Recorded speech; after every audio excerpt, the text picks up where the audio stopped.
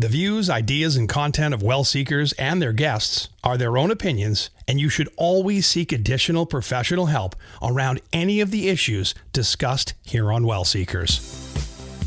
Hello and welcome to WellSeekers. I'm Lucia, and we are continuing our series on coping through COVID right now and helping you rise and come back to a mind and heart and life that you are going to love, to help you live bright and well, love yourself and others more well throughout this journey and throughout your life journey.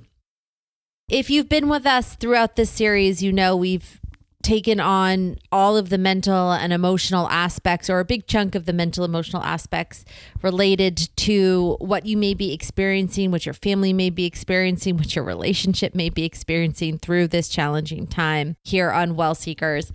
And we've had really good friends of the show come on and talk about their own personal experiences and help our listeners, help you, our families, walk through all of the many different layers of what's going on. You also may have listened to our sister show, Lucia at Night, which is all relationship focused.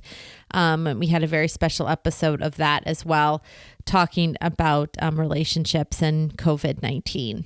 We have 2 more episodes left in the series. On today's show, we're talking about meditation, and our very own Swami Varadan is going to come back on and talk to us about how he's meditating through this time, give us some ideas of how we can meditate through this time, and also lead us through a quick meditation that you can do anywhere. With all of our shows happening right now, I just want you to know we've really covered the benefits of meditation and how it helps you rewrite the stories in your head and calm your mind and relax your mind and your heart and get you more self-aware and centered throughout the day. Full disclosure, I've said this before, but it's one of the things I struggle with the most, which is why I always appreciate Swami's visits here. If you want to learn more about what meditation does with your mind, for your mind and for your life, I encourage you to check out some of the past episodes that we have had here on the show, and we'll put the link below to those. I just want to tell you that we've truly enjoyed your messages, people that have reached out during this time and contacted us with questions or suggestions. And we want you to keep sharing your stories, your positive stories during this time. Keep asking questions if you have them, and keep reaching out, because we absolutely want to be a part of your journey during this time and walk with you and support you in any way we can. As you're settling into your new norm, we hope that these shows have been helping you. And I think today's show is going to be particularly helpful. So without further ado, we want to get to Swami, who is going to be here in just a minute to talk to us about meditation. So we're going to take a really quick break, and we'll be back with Swami Varadan right here on WellSeekers. After a long day, taking time to love yourself and your friends and your family more well can be a challenge. We're so burnt out and exhausted and stressed from working so hard during the day, we forget to love the people and the places and the things that are important to us. Well, Lucia at Night is here to help. We're going to be a retreat and a treat for your day. A place to laugh, to connect, and to learn to love yourself and others more well. We're going to talk about relationships, ways to sleep better. We'll have expert guests, personal stories, maybe even a musical guest or two. We'll share behind the scenes into my own life as well, my friends, my family, and of course, my relationships. So close the door on your day and light up your night with Lucia at Night. Also, make sure to check out more at wellseekers.com for simple and real-life ways to bring wellness home. I'll see you tonight on Lucia at Night.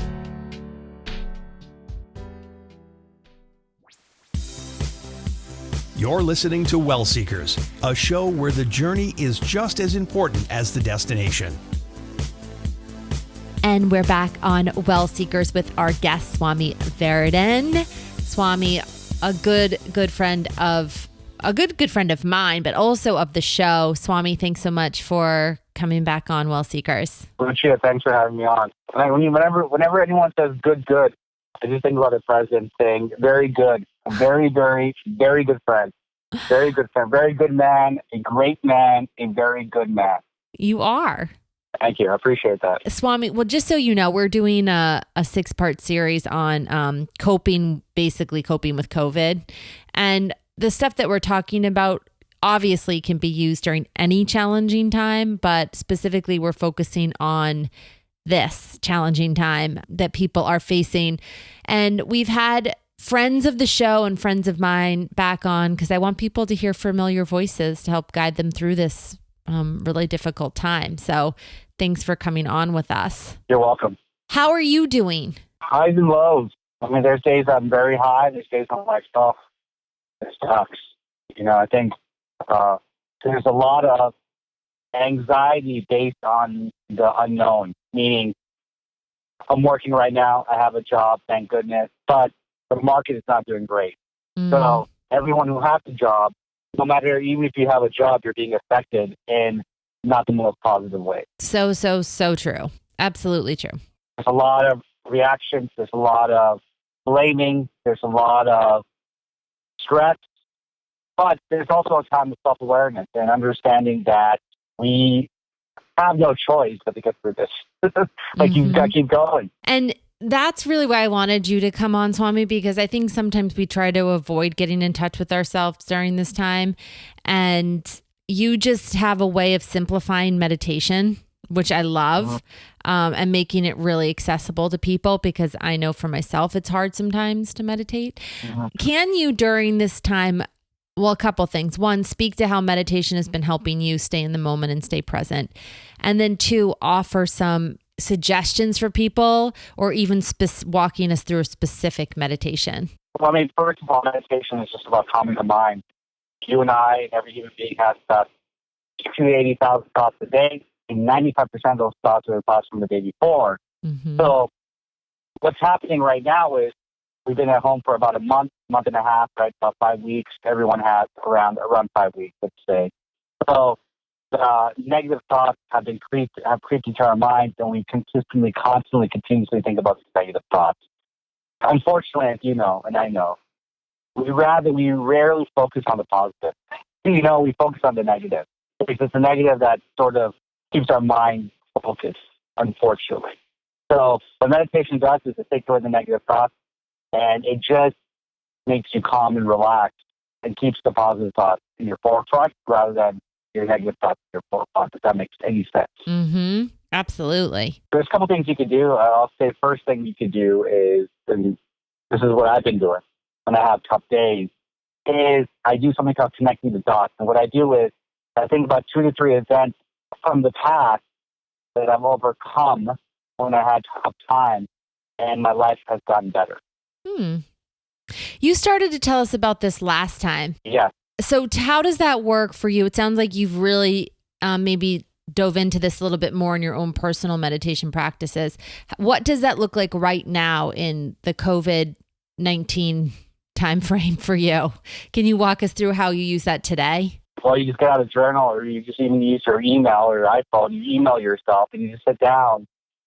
Maybe when your kids are taking a nap, or when your kids are watching TV, or when you have a break from work, and you just think about 2 to 3 occurrences in your life where you had a tough moment. Maybe you had a tough time during pregnancy, and you didn't think your kid was going to make it, or you didn't think you were going to get pregnant. You really wanted to get pregnant, or you had a job loss in the past, or you had a stressful moment at work where you hated your job and you just didn't know what to do, and you got over that. So what we try to do with this exercise, connecting the dots, is we want to set an example of positive reinforcement in our mindset.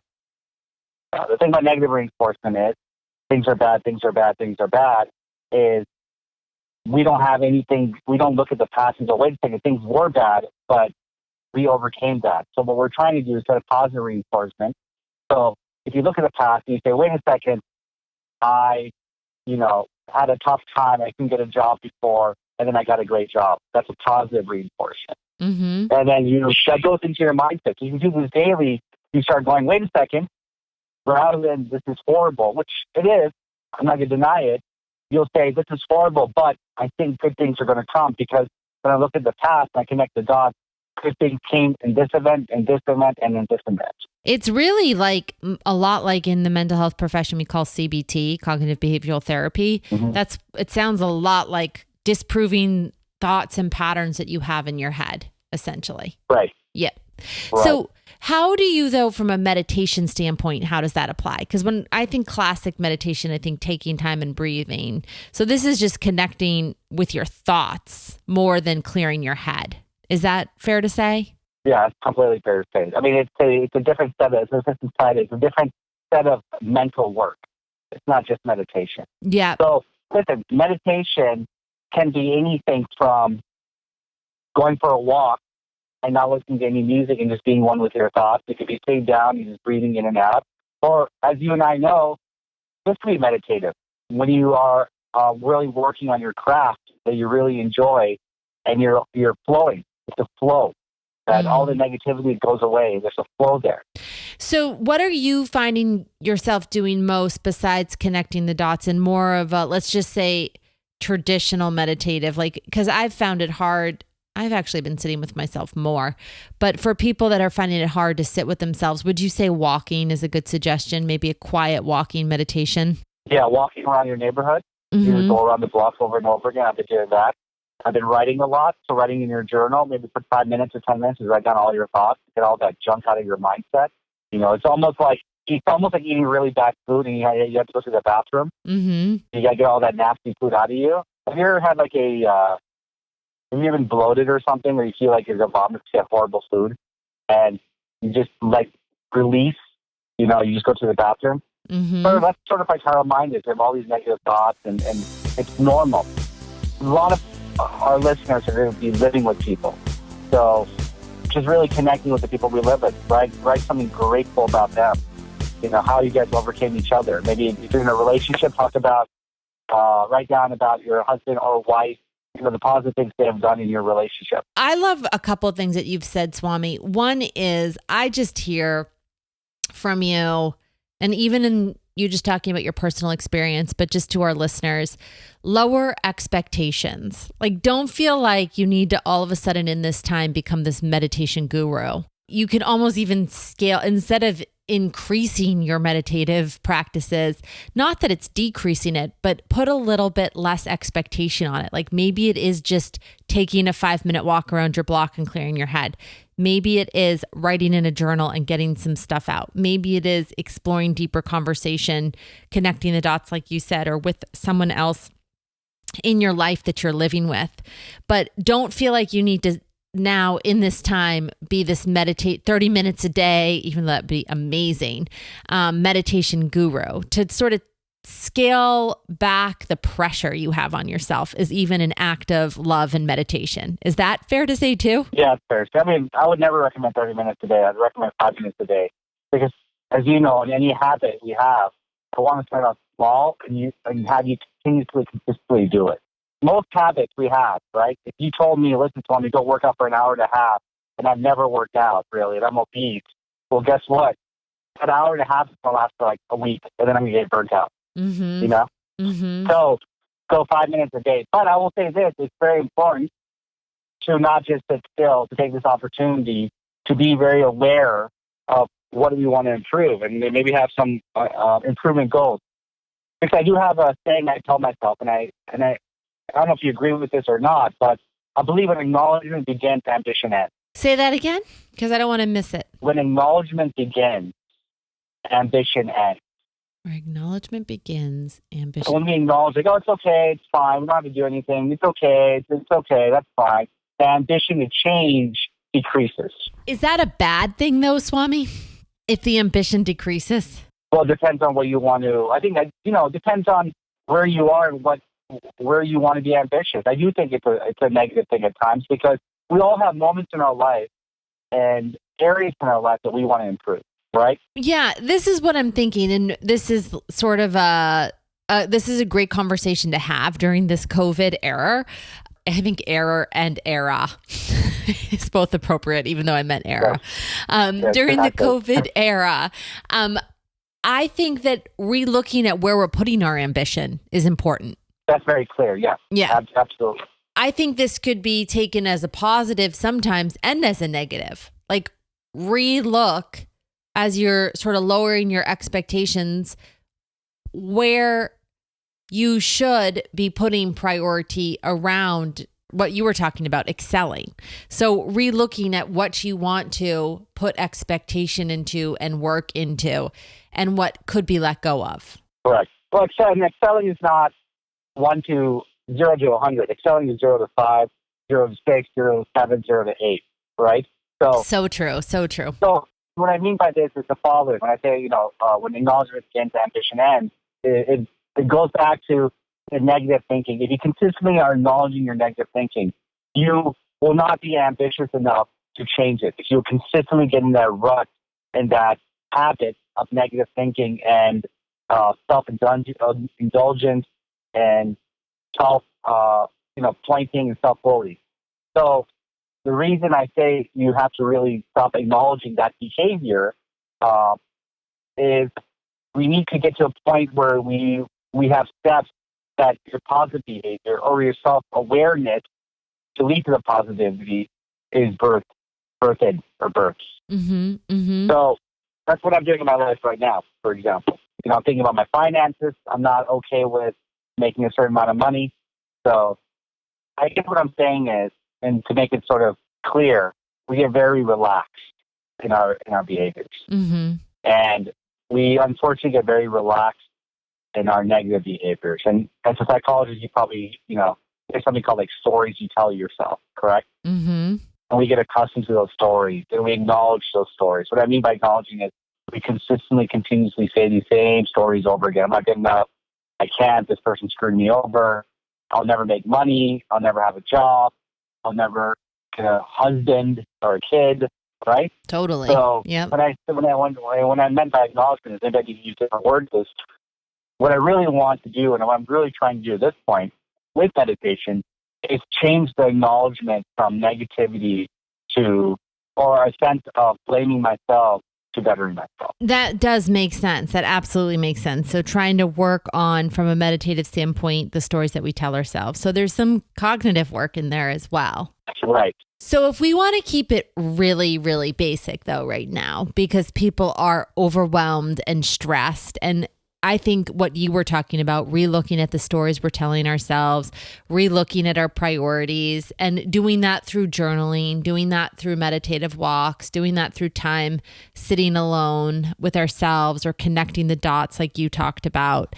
It seems like the main theme I'm getting from you is, and that we're being forced to do, is this is a time that you're forced to slow down. So don't feel like you need to pick up the pace and accomplish a lot. Slow it down and learn from it.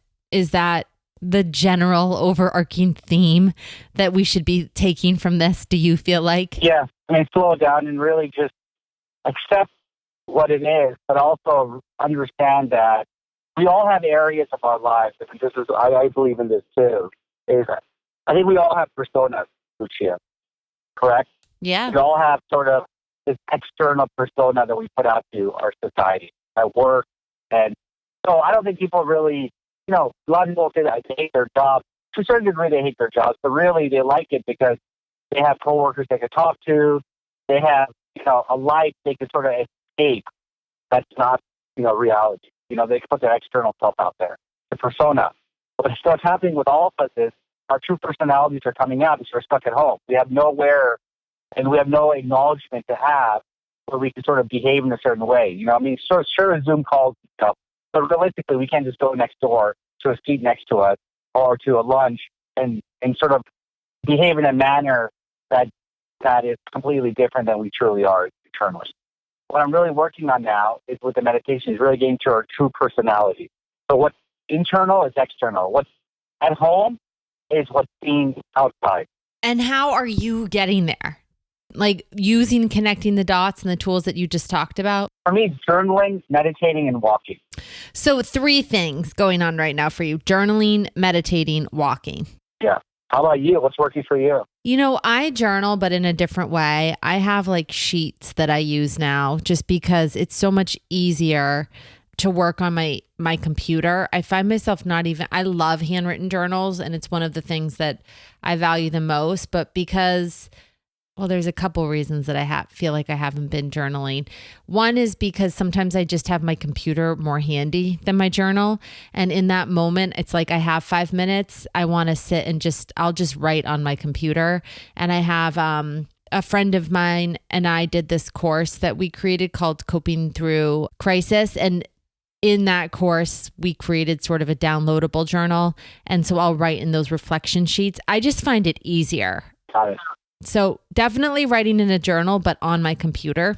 I haven't been walking as much because it's been cold here on the East Coast. Yeah.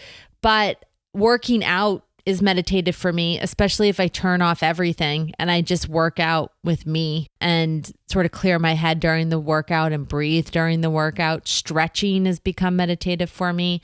And then I do just sit for a couple minutes. I have a YouTube video that I watch, and I do some of your meditation from WellSeekers on our site, which is why before I let you go, I'm going to have you walk us through a meditation. But I do think that the best way to get to your thoughts and your stories and be able to change them is the meditation that you'll actually do. So if journaling works for you, I say go for it, because that is a solid way to get there. If walking works for you, try that. Or if these, quick little meditation activities that we provide and that you do, Swami, helps people, I think that's the way to do it, right? Like they always say the best form of exercise is the one you'll actually do. I think the best form of meditation is the one you'll actually do too. Oh yeah. Yeah, that's true. That's a great quote. Yeah. Say your quote. I'm gonna put it on Instagram and say it from you. I'm gonna go copy it. Say it from me. Okay. All right. I'll forward it, but I'll reshare it. But yeah, I just made that up. Mm-hmm. Now, what do you think about what everyone is going through now from a psychologist's point of view? Do you think goal setting is okay, or do you think people just need to relax and calm down? I think it depends on what the goal is. And I think it depends on where you're at. I think we really need to listen to our bodies. Like today, I haven't been sleeping well. And all I want to do today is sit in my bed and watch Netflix. I can't because I have work I have to do. Yeah. But I think I'm going to go a little lighter this weekend. I truly believe that what the universe has for you, you don't have to chase. It doesn't mean you don't have to work hard for it, but I don't think you have to chase it to the extent that people think they have to chase things. I think that when the universe wants you to accomplish something, if you're doing the work, then it's going to come to you. I have found that. I mean, there's been things in my life where I have not I've shown up, right? I've reached out for an opportunity and I've shown up. And that opportunity has turned into 10 times what the opportunity should have been. And to me, that means it was meant for me. And I've also been in situations where I have knocked on doors, worked 10 times harder, 100 times harder, and not gotten anywhere. And have gotten to a point like based upon self-will more than this was my universal calling. Got it. So you have become more in tune with the word surrender. Yeah, so I think surrendering to our higher purpose, for sure. Right. I think that has a lot to do with becoming at peace with your life. And sometimes your higher purpose, and I think it changes. There's times where my higher purpose, I feel like, I hope in the next few years, my higher purpose is going to be being a parent. Right. Now I need to find a significant other. I'm just kidding. Yeah. But even if I don't have a significant other, I want to be a parent. I know that that's going to be my calling in the next few years. And if something else comes with that, that's amazing. I think we have to be comfortable in what our role is in the moment that the universe is providing and be confident. Like I believe in God, right? So I say universe generally, but I truly believe it's a God, a higher being than ourselves. Mm-hmm. And so, some people think that higher being is the universe. I think the higher being is God. So I'll just use universe though as a general word. But I do think we all have a higher purpose. And sometimes that higher purpose takes a few years off. Like that purpose in that moment, you're resting to prepare yourself for a bigger purpose. Mm-hmm. I guess it is surrendering to the moment, whatever that moment is, and doing work, but letting go after you've done the work. Right. Well, surrender is the last purpose for success. So, and that's the toughest door to open, right? Yep. Yep, absolutely. And that's something that I'm working on and I have to work on, which is that's a continuous, consistent. I'm going to say that a lot, continuous and consistent. But it's really, for me, that's one of the toughest things to overcome. Even for meditation, is surrender and letting go of expectations. I love that. That's what I'm talking about. Absolutely. Before we get into our meditation, I will tell everyone, every meditation teacher is still going through highs and lows. And no guru or no meditation teacher has it all figured out. They never will, which is why they continuously meditate. So I will tell your listeners, even though I'm a meditation teacher, I've been meditating for over 10 years, teaching for a very long time, I still go through periods of stress, anxiety, feeling less than.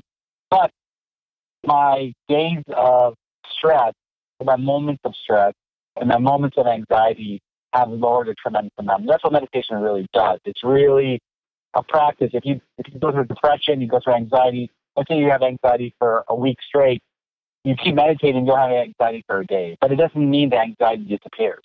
It doesn't mean the stress disappears. It doesn't mean hard times disappears.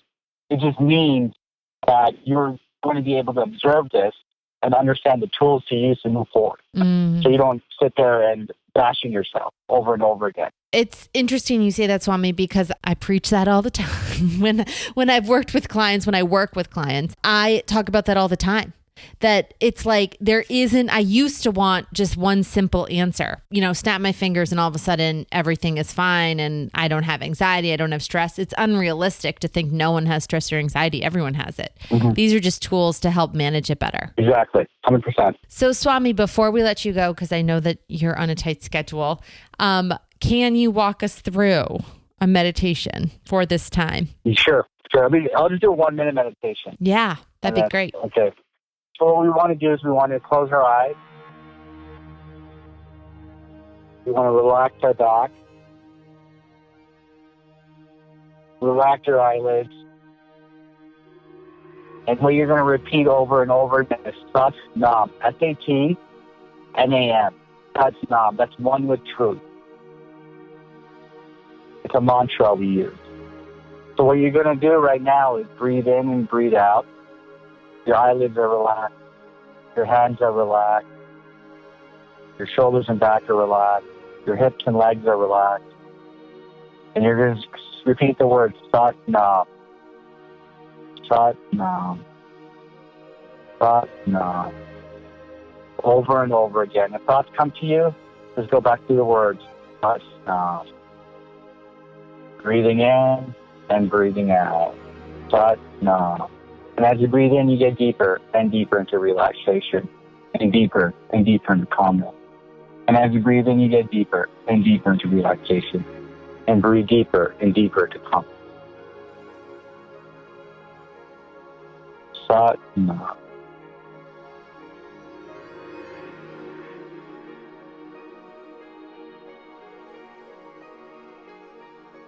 Sat Nam. Breathing in and breathing out. Your eyelids are relaxed. Your shoulders and back are relaxed. Your arms and hands are relaxed. Your feet are relaxed. Breathing in and breathing out. And repeating the word Sat Nam. Thoughts come to you, just breathing those words. Sat Nam. Sat Nam. In and out. And now take a deep breath in, deep breath out, deep breath in, deep breath out, deep breath in, deep breath out. And slowly open your eyes and wiggle your hands to peace and relaxation. Thanks, Swami. That was perfect. What a great way to end our conversation and to have a little bit of peace and tranquility in our day during this time. Swami Varadan, if people want to find you, can you give them the best way to connect with you? Just you go on my Instagram, Urban Children Meditation, my Instagram. That's the best way to find me. Awesome. Swami, thanks so much for joining us. Thank you, Lucia. Great talking to you.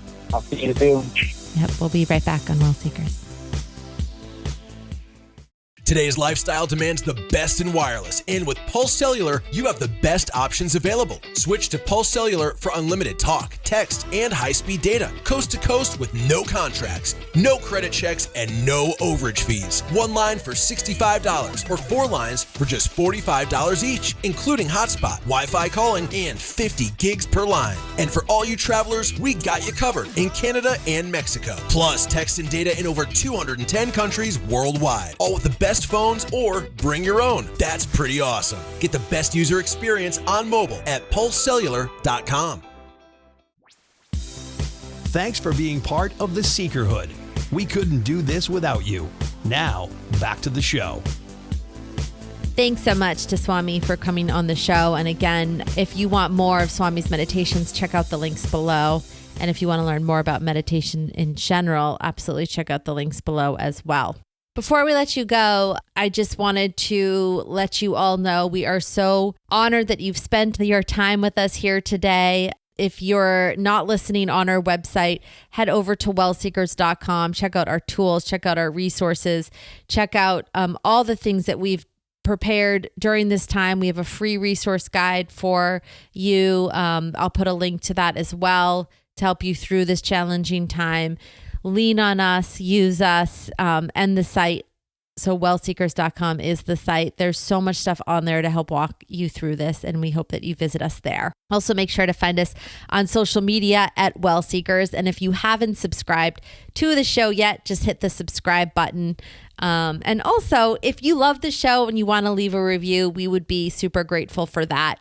Anything you want to say about the show and any review you want to leave would be so appreciated. From all of us here at WellSeekers, we hope you continue to rise, to come back in your mind, in your heart, in your life. And if you need any help getting there, know we are right by your side, walking with you through this journey. And we're so honored to be a part of your tribe, of your family, and of your life. Thanks for being with us, and we'll talk to you soon on WellSeekers. How would you like to join the conversation? Email us anytime at hello@wellseekers.com.